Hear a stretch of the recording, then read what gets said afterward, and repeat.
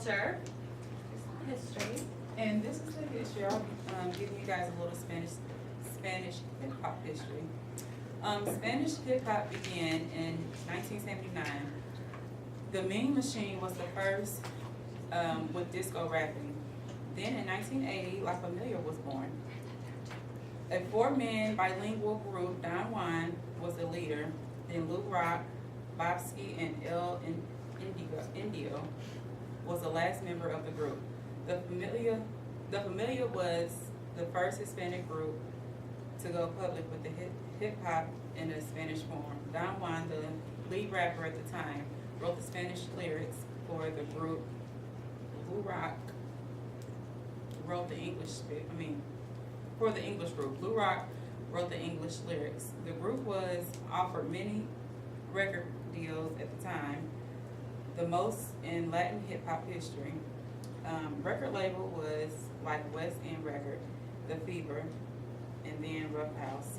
Columbia, at this time, Robski, one of the group members, formed his own style of Latin rap, which in turn went to Rough House on his own record for the label 1992. We're going to skip down. During the 1990s, a slow expansion was taken, and underground hip hop reached many listeners over the years. Now Spain contains a very important people who are introducing a lot of music in the United States, like DJ Juice, who released mixtapes with people like with Ace Hood, Trey, or Rashida. He is a member of a Slip and Slide Records and is the most important and active DJ from Spain. Producers like Slash Major, who introduced the trap in Spain, work with Fly, Fast Life, Youngsters, Kirby, Waka Flocka Flame, and Roscoe Dash, Cooking Soul, or Tarico, which produced one of the Joel Santana's biggest hits, Days of Our Lives. All right. Okay, now I'll just be talking about some of the top Latino rappers. We have Sabor Latino. He was born as Robert Torres, born in Jamaica, Queens, New York. His lyrics send messages about being productive members of society. His Puerto Rican father, his father was Puerto Rican and his mother was Dominican. Big Pun over there, born as Christopher Lee Rios, debuted in 1995 with Fat Joe. He was born in the Bronx, New York. His song Capital Punishment was the first song from a solo Latino rapper to go platinum. Anna Pugh, born in Lyon, France, part of the female hip hop group Mazika, or Macaiza. Her family was exiled from Chile to France before she was born, and after the return of the civil power, she moved back to Chile to continue her music. And then some of the American Latino rappers, Be Real, which is the top picture there, born as Louis Freese, lead rapper in Cypress Hill. He was part of the Space Jam soundtrack in 1996. He was the first solo album, Smoke and Mirrors. Pitbull, born as Armando Christian Perez. He was born in Miami, Florida. Give Me Everything was the first #1 single from the Billboard's Hot 100 in 2011. He had a bad family life with his parents getting divorced, and his dad left when he was living in a foster, which made him live in foster home for a few years. He chose his name because Pitbulls fight to lock. The dog is too stupid to lose, and they're outlawed in Dade County. They're basically everything that I am. It's been a consistent fight. Immortal Technique, bottom picture there. Born as Felipe Andres Corona. He immigrated to Harlem, New York from Lima, Peru. After a life of being arrested multiple times and being incarcerated for a year, he got his start in hip-hop after selling his music on the streets. His two biggest hit albums were Revolutionary Volume 1 in 2001 and Revolutionary Volume 2 in 2003. We chose to two artists to show. We chose two artists to show you guys. We chose a Hispanic American artist and a fully Hispanic artist. The Hispanic American artist we chose is Mr. 305 Pitbull. He's 34 years old and his net worth is $50 million. And he's collaborated with Jennifer Lopez, Lil Jon, and Shakira, Usher, Diddy, and many more. The second one we chose is the fully Hispanic artist, is Enrique Iglesias. He's a singer and songwriter, actor, and he's been in a few TV shows. His net worth is $85 million. He's popular in both the Latin world and in America. So, I meant USA.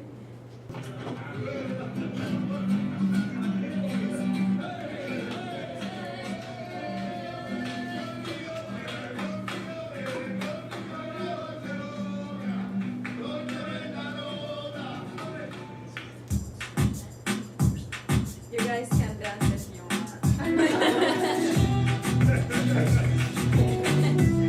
Enrique Iglesias.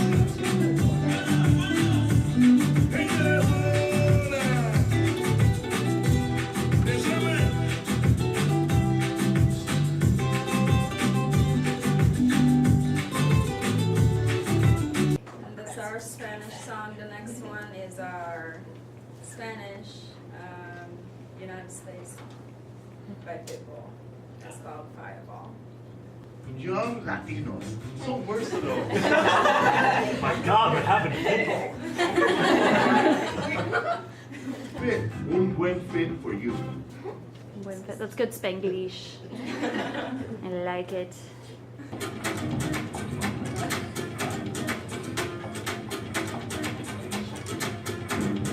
Mr. Worldwide to infinity, you know the roof on fire. So now we're going to talk about the comparison between the two videos. Okay, so in the first video, that was more of like more of the Latino Mexican style video. You saw a lot of representation of like a lifestyle of love and fun and family.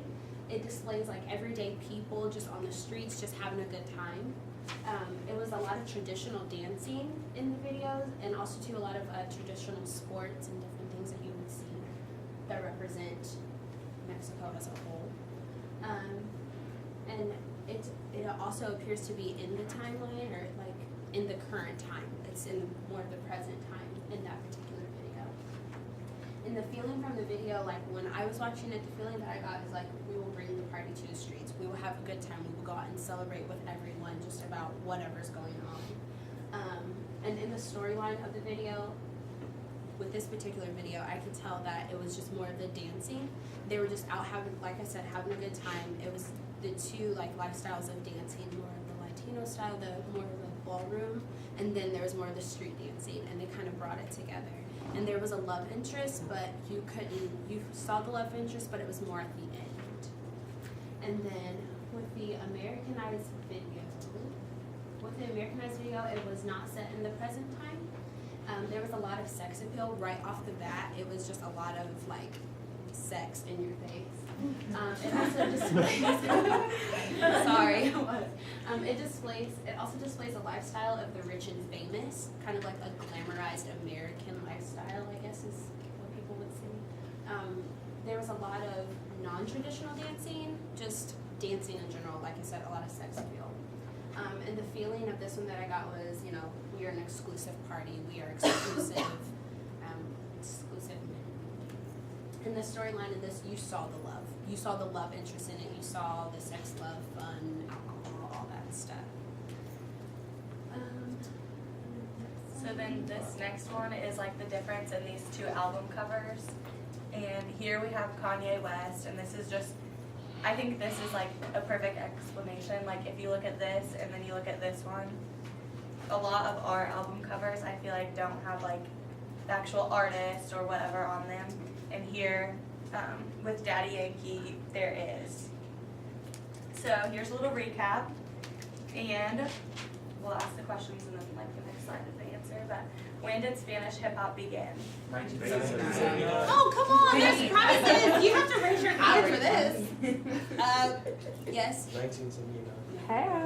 Okay, great job. Isn't that Taylor? Juliet. Okay, yeah. 1980. Good. Nice. I think you're gonna be stuck. Okay. Which is a Spanish rapper? A. Drake, B. Kanye West, C. Daddy Yankee, or D. Beyonce? Spencer. See? Oh, great. Ha! I did it. Which is not a Spanish rapper.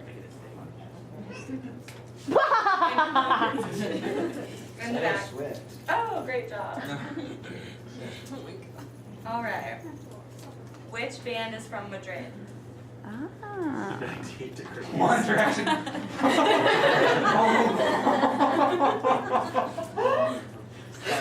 had to be paying like really good attention to get this one. Anybody know? Okay. See. No. Ah, sí.